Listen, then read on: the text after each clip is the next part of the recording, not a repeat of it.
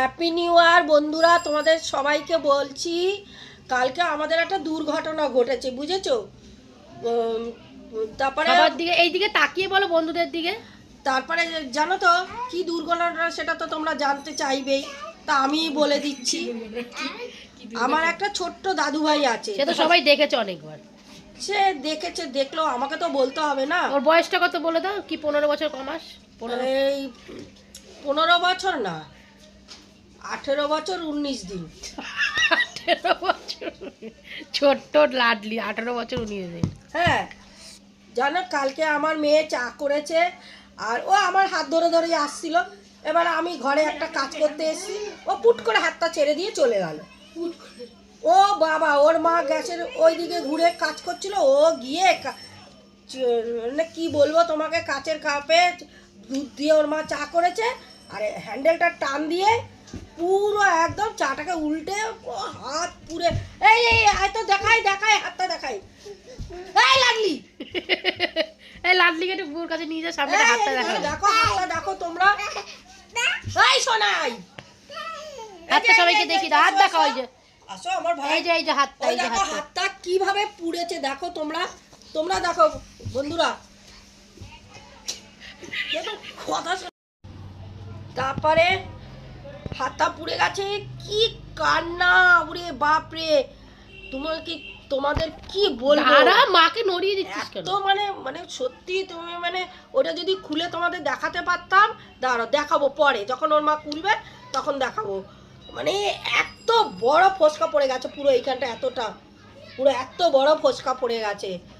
আর সে কি চিৎকার, পাশের ঘরের দিদিরা সব চলে এসছে দেখতে, বলছে কি হয়েছে কি হয়েছে তোমার চুটকিটা এত কাঁদছে কেন, এসে দেখে হাতটা পুড়েছে, মেয়েকে কিছুতেই আমি পর্যন্ত কেঁদে দিয়েছি, ওর কান্না এত চিৎকার।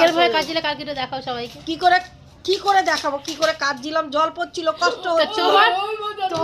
তোমার মনে এত দুঃখ, তুমি সকালবেলা এরকম পেটনির মতো সেজে বসেছো এই দুঃখ প্রকাশ করতে সবার কাছে। আরে আমি কি সেজেছি, ভগবান সাজিয়ে দিয়েছে। বাবা, ভগবানের কি দয়া, দেখ ঠোঁটে পার্পল কালারের লিপস্টিক, আইলাইনার, তারপরে ভুরুটা ঠিক কি সুন্দর কাজল দিয়েছে, টিপ পরেছে। না গো, আমি এরকম সাজিনি, আমাকে ওরা সাজিয়েছে, এরকম কার্টুন বানিয়েছে আমাকে, জানো?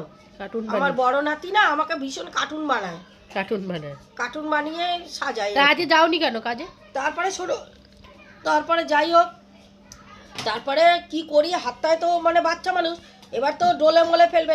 তারপরে ওর মা তাড়াতাড়ি করে ডাক্তারকে ফোন করেছে, ওকে যে সার্জেন দেখে সেই ডাক্তারকে ফোন করেছে। ডাক্তারবাবু বললো যে, জিজ্ঞেস করলো ওকে কি হয়েছে, তখন ও বললো যে ডাক্তারবাবু এরকম আমার মেয়ের হাতে পুড়ে গেছে, বলছে এখন আমি ওটিতে আছি, কোনো কথা বলতে পারবো না।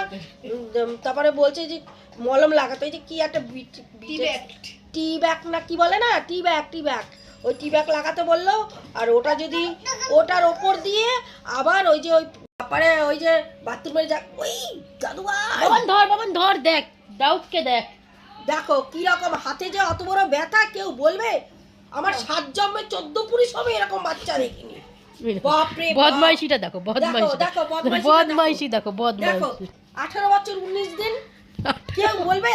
18 বছর 19 দিন। আর চুষি খেয়ে খেয়ে পুরো একদম মানে ফুল টুসি হয়ে গেছে। চুষি খেয়ে বাবার প্যান্ট রেখে দাও, বাবার প্যান্ট। মাম্মা কিরকম টুসি, দুধ খাবে না, ভাত খাবে না, শুধু টুসি খাবে। টুসি না চুষি, ওই যাই হোক, তারপরে সেই ডাক্তার বলে দিল মলমের কথা, বললো যে এই বাথরুমের জায়গায় যে মলম, ওইটাও ওপর দিয়ে খানিকটা লাগিয়ে দিন, এক্ষুনি ঠান্ডা হয়ে যাবে। তারপরে সেই কিছুতেই তো রাখতে পারি না। তারপরে আমি ওর মাকে বললাম কি যে ওটা ডাক্তারবাবু বলেছে খোলা রাখতে, এবার আপনারা বলুন কি করে খোলা রাখি, কেননা ও যা করছে একদম থেতলে যাবে। তারপরে ওর মাকে বললাম থানকুনি পাতা আছে, ওর মা বললো না থানকুনি পাতা নেই।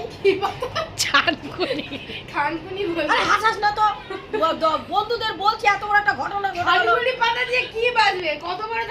তারপরে ওর মা বললো না তো মা, থানকুনি পাতা তো নেই, তাহলে কি করি? তারপরে ও বললো কি মা তাহলে কলা পাতা আনলে ভালো। তারপরে সেই জানো না তো কোথায় গেছি কলা পাতা আনতে, আর সেই গেছি কলা পাতা আনতে, সেই কলা পাতা এনে ভালো কচি কলা পাতা ভালো করে এনে ধুয়ে তারপরে এই মলের ওপরে দিয়ে লাগিয়ে তারপরে ওর মা হালকা করে ব্যান্ডেজটা বাঁধবি। ওই যে ব্যান্ডেজের কাপড় আছে না, ওই কাপড় দিয়ে ভালো করে হালকা করে চেপে দিলে পরে ফোসকাটা কষ্ট হবে ওর। তারপরে দুপাশে বেঁধে দিল। যদি না বাঁধতো না, বুদ্ধিটা মাথায় এসেছিল তাই। তারপর আপনারা ধরো যদি আর তুমি চুপ করো, তোমার যা বুদ্ধি বলছে হ্যাঁ পাতা দিয়ে দিয়ে করে। পাতা দিয়ে ঠান্ডা না। তুমি কাকে দেখেছো থানকুনি পাতা দিয়ে হাত হ্যাঁ, বাঁধতে? আমার কাটা চেরাতে ওরকম না, ও থানকুনি পাতা দিয়ে মোটা কেউ কাটা চিরা দিয়ে দেয় না, ওইগুলো রায়নলটা গাছ দিয়ে ওই রক্ত বন্ধ করে। না সেটা কেটে গেলে পরে হাতের মধ্যে আমরা ডোলে ডোলে ওই রাজলতা গাছ ডোলে ডোলে তারপরে ওই রসটা দিতাম, ওই রসটা দিতাম। আমার মায়ের বুদ্ধি যে শুনবে, হ্যাঁ আমার হচ্ছে বুদ্ধি বিশ্বকর্মা। আমার কোনো বুদ্ধি নেই। আছে দেখো বন্ধুরা, তোমরা দেখো যদি বুদ্ধি থাকতো সকালবেলা কিরকম পেটনি মতন সেজে বসে থাকে। দেখো দেখেছো ওর মেয়ে, দেখো তোমরা দেখো, এই দেখো বালিশ নিয়েছে, সেজেছে, এখন কি করবে বলো তো বন্ধুরা? এখন ঘুমাবে, এই বসে বসে এখন ঠায় ঘুমাবে। ওই দেখো, দেখেছো? এই জন্য আমার এই জন্য আমার ছোটটা এসেরও পেদায়। ব্যান্ডেজ কে বলবে দেখো কি দুষ্টুমি করে, বালিশটাকে এনে আমার মুখে মাকে চাপা দিয়ে আয়, মাকে চাপা দিয়ে আসো, নাই মাকে চাপা দে যা। বলো না বাবা এত দুষ্টু না, কি বল তোমরাও রাখতে পারবে না। আমার ভয় লাগছে আমার জামাই বাবা, তার মেয়েরা লাল্লু আমার মেয়েরা আমার কি কি একটা বলে আমার মেয়েরা আমার কি সম্বলটা কি একটা কম্বল বলে।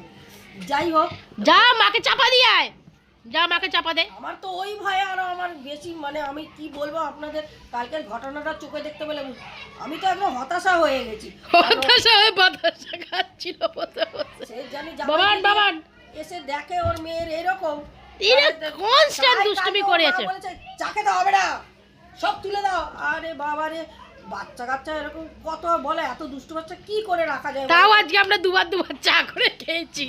ওর বাবা সকালবেলা ওর মা চা দিয়েছে, ওর বাবা নিয়ে ওই ঘরে রেখে দিয়েছে। তা আমি বললাম কি, তাহলে এক কাজ করো বাবা, বড় একটা পাইপ এনে দাও, এখান থেকে চুষবো, ওখানে খালি হয়ে যাবে।